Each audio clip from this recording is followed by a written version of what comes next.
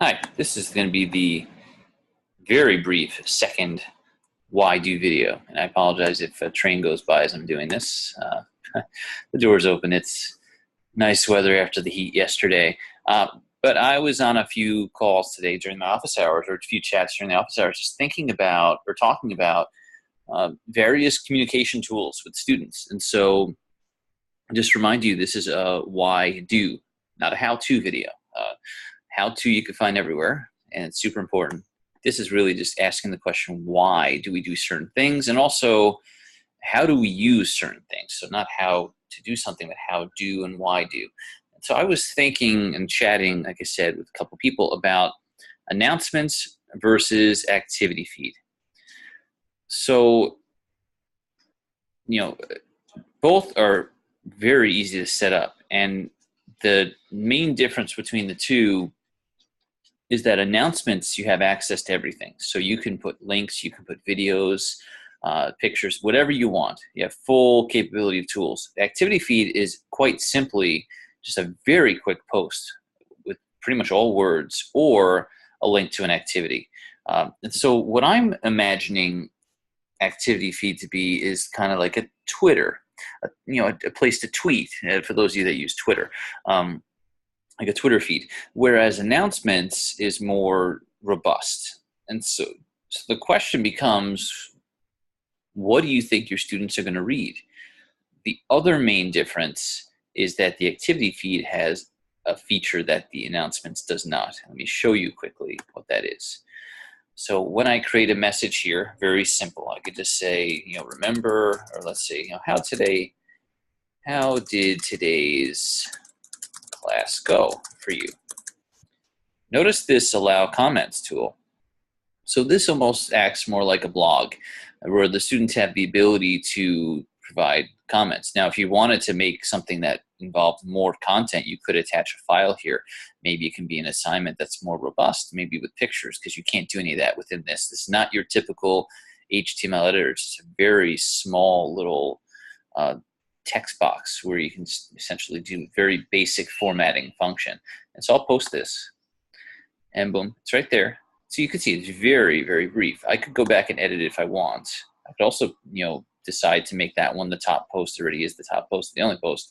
But notice now the ability to comment. So I could write a comment. It went great. And post. If you're a censor, you don't post. You got to press the tiny little post there, and that's it. Then you go back to it, and you'll be able to see the comment there underneath. Or at least you'll see that there is a comment underneath. And when I click that, I get back in here. So it's almost like a little blog, a little running list.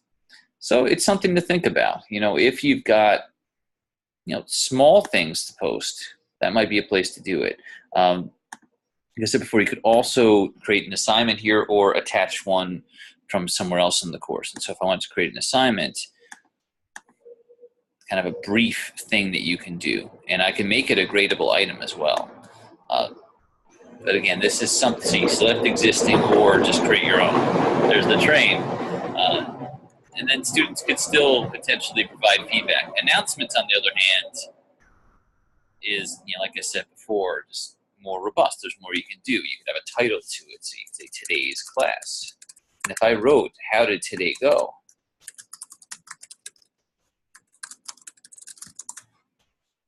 And publish that, and notice there's a ton of options here. There is no way for the students to respond to that when I go back to Course Home.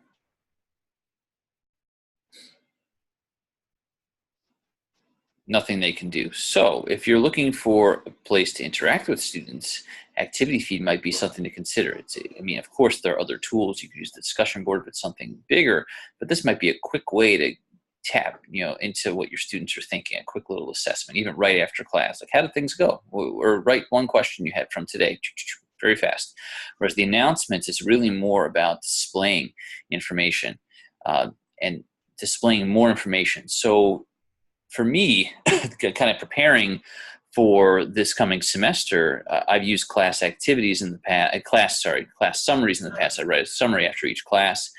I used to do it in the blog feature Blackboard. I'll probably do it now in the announcements. It's just something I transmit and display for students. The activity feed could be a place where I also include that summary, and then that solicits some feedback. Or I might just include like a 140 character version of that summary if I really want to do that kind of work. So it's just something to think about. How do we use these tools? And why do we use them? So I hope you enjoyed. See you later.